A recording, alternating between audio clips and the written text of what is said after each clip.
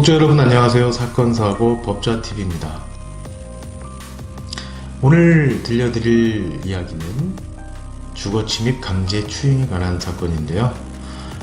제목만 들어도 벌써부터 긴장이 됩니다. 먼저 A씨는 직장인이고요. 지방 출신이면서 현재는 서울에 혼자 올라와 자취를 하고 있습니다.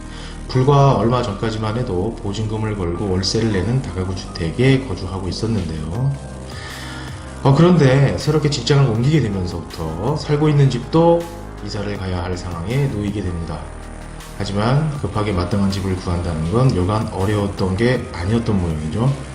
그런 이유들로 우선은 회사 부근에 있는 고시원으로 거처를 옮기게 되는데 새롭게 들어간 고시원에서 사건이 발생하게 됩니다.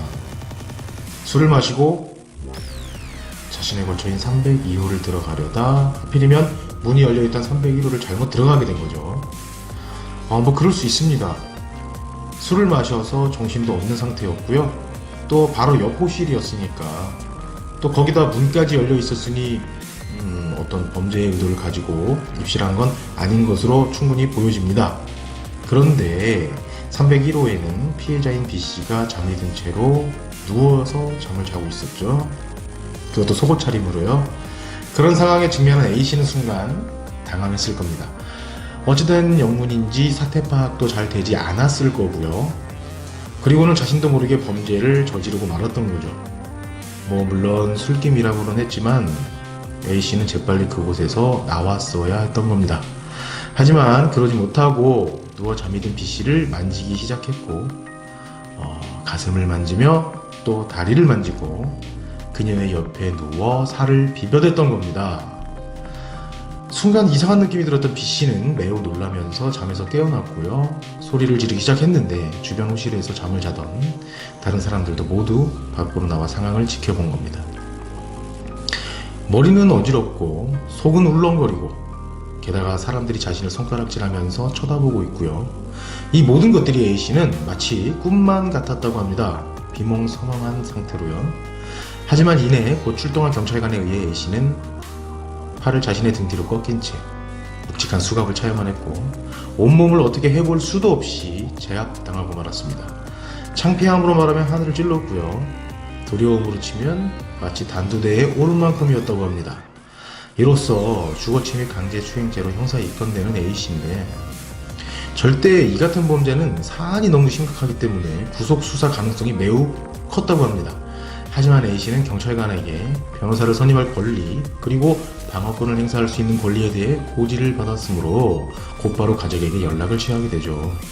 곧 이후 가족들은 A씨를 걱정하는 마음에 성범죄 전담 변호사를 대동하고 경찰서에 출두했습니다.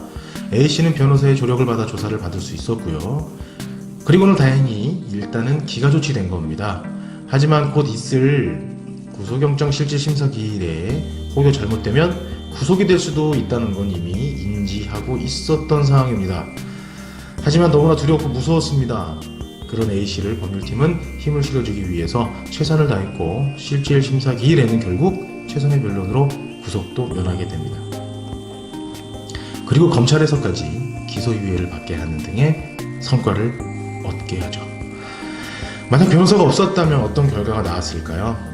그건 아무도 장담할 수 없지만 하나 확실한 건 매우 위험한 상황이었다는 거. 전혀 예상 못한 기소유예 처분.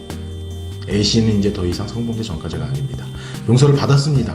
그 작은 벌금형조차 면제받게 된 거죠.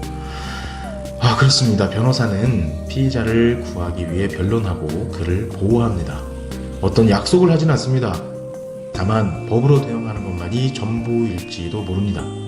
허나 모든 것은 법안에 있고 법에서 나오게 되어 있습니다. 더 이상 변호사님을 고민하시면 안 되겠습니다.